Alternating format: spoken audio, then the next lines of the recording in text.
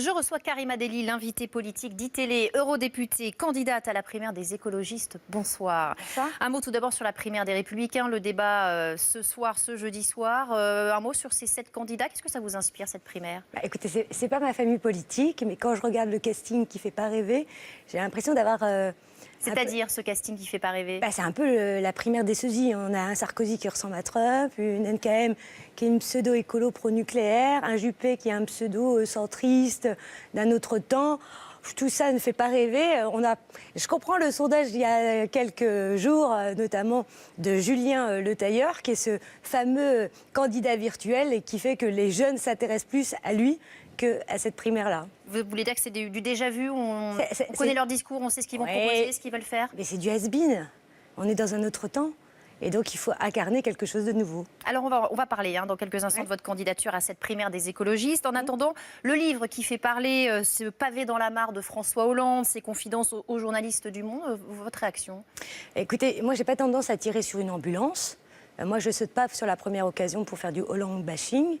Mais je considère que lui, président, il a été dans l'incapacité de gérer la situation des migrants. Lui, président, il a été dans l'incapacité de fermer, de mettre fin à Fessenheim, de mettre fin au projet Notre-Dame-des-Landes et de mettre en place la transition énergétique.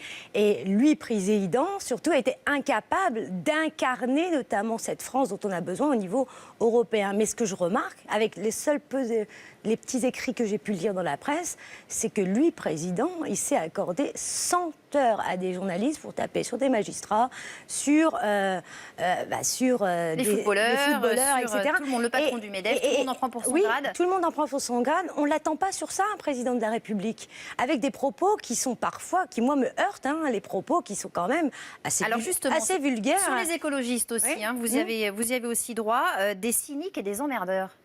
C'est très grave d'employer ces mots-là, ça c'est la première chose. Moi j'estime qu'un chef d'État n'a pas employé ces mots-là. Et c'est surtout qu'il n'a toujours pas compris ce qu'était l'écologie. L'écologie, c'est pas une écologie punitive ou ce qu'il appelle par une emmerde, je suis désolée du mot, mais au contraire c'est la solution dans le travail, dans la santé, pour le mieux vivre, le mieux respirer demain. Et moi je suis assez choquée qu'il nous traite de cyniques, c'est plutôt ce président-là, il est assez cynique dans ses propos. Et surtout, quand je regarde le bilan, notamment de cette mandature, elle est très cynique parce qu'elle n'apporte aucune réponse. Et quand je regarde le dernier rapport du moral des Français, je me dis, le moral des Français est au plus bas. Il n'a pas répondu à leurs angoisses. Mais il y a une nouvelle génération qui est là. Voilà. Alors, on ne peut pas dire que le quinquennat ait été très simple dans les relations entre les écologistes et les socialistes. À votre avis, il s'est fait piéger, il est allé un peu trop loin, il a oublié qu'il était enregistré. Écoutez, il le pense vraiment. Moi, je ne sais pas. J'étais pas là lorsque les entretiens se sont faits, quelles ont été la discussion avec les journalistes. Le constat est qu'aujourd'hui, on voit bien que dans ces pages-là, c'est assez choquant. Et je considère que j'aurais aimé avoir un vrai président de la République qui nous parle des vrais problèmes, de l'emploi des Français, qui nous parle du CETA, vous savez, le contrat, le traité de libre-échange qui est en train de se mettre en place avec le Canada, qui est une véritable catastrophe parce qu'on va mettre en place des tribunaux arbitraux qui feront les multinationales contre les citoyens, qui vont amoindrir les normes européennes au niveau social, au niveau environnemental. Moi, j'aurais aimé qu'ils portent ces sujets-là et pas justement du verbage dont on n'a pas besoin. Un dossier qui vous tient à cœur, Notre-Dame-des-Landes, oui. Dont le livre, justement, François Hollande est plutôt déroutant puisqu'il explique qu'il est contre cet aéroport. Mais c'est là où il y a un scandale. C'est-à-dire, j'attendais un François Hollande courageux. Il n'est pas d'accord avec ce projet. Tout de suite, il fallait dire qu'il n'était pas d'accord. On voit bien que c'est M. Valls qui fait tout pour expulser la ZAD et qui met de l'huile sur le feu. Il ne faut pas faire... On a quelques jours très très graves. On vous a vu manifester, d'ailleurs, là, on va revoir les images. Mais on est à quelques jours d'un drame. Il y a 2 ans, c'est Rémi Fraisse, un jeune d'une vingtaine d'années qui était là en train de manifester de manière totalement pacifique pour une chose, le bien de l'environnement et de la nature. C'est le barrage de Sivens. Et donc, il faut arrêter de mettre de l'huile sur le feu sur ces grands projets, et parce que les conséquences sont dramatiques et dangereuses. C'est pour ça que moi, je dis que par rapport aux grands projets inutiles, c'est pour ça que je suis candidate à la présidentielle, il faut changer les méthodes. La France, elle est trop fracturée. Moi, je proposerai notamment une grande idée, ce sera les chambres de controverse, c'est-à-dire avant chaque grand projet, on mettra tous les acteurs autour de la table, les collectivités, les entreprises, mais aussi les habitants, les agriculteurs, etc. Et pendant entre 3 et 18 mois, on discute. On fait des consensus, mais qu'on n'aille pas à l'affrontement, parce que les affrontements, c'est une montée de violence, et les drames, on n'en veut plus. Alors votre candidature, justement, dans cette primaire écologiste, vous êtes 4 à vous présenter, dont Oui. Cécile Duflot, qui, semble-t-il, est quand même la favorite. Elle ne voulait pas de cette primaire. Ah non, Cécile Duflot ne voulait absolument pas de cette primaire. Nous l'avons imposée. Alors, il est vrai que moi, je considère qu'elle n'est pas assez ouverte. Moi, j'aurais voulu un vote électronique, qu'elle ne fasse pas 5 euros, mais 1 euro. Maintenant, elle est ce qu'elle est, elle existe. Et je considère que c'est le meilleur moyen pour faire aussi émerger d'autres candidatures, parce qu'il n'y avait qu'un candidat naturel, c'était Nicolas Hulot, il s'est retiré, il n'y a pas de candidat droit divin dans cette primaire, et donc il fallait... Pourtant, Cécile Duflot a l'air d'y croire, elle ne cache pas ses ambitions, elle a raison d'y croire. Alors moi, il y a différentes candidatures, on a différents CV, moi je fais partie de ces candidatures. Moi je considère aujourd'hui qu'on peut avoir une surprise. Vous savez, je suis l'incarnation de la surprise. En 2009, personne m'attendait dans ces élections européennes avec Danny Cohn-Bendit, José Bové, Eva Joly. Je rappelle que vous êtes effectivement élu depuis 2009, c'est votre deuxième mandat, députée européenne. Et ici, en Ile-de-France, on a passé la barre des 20%.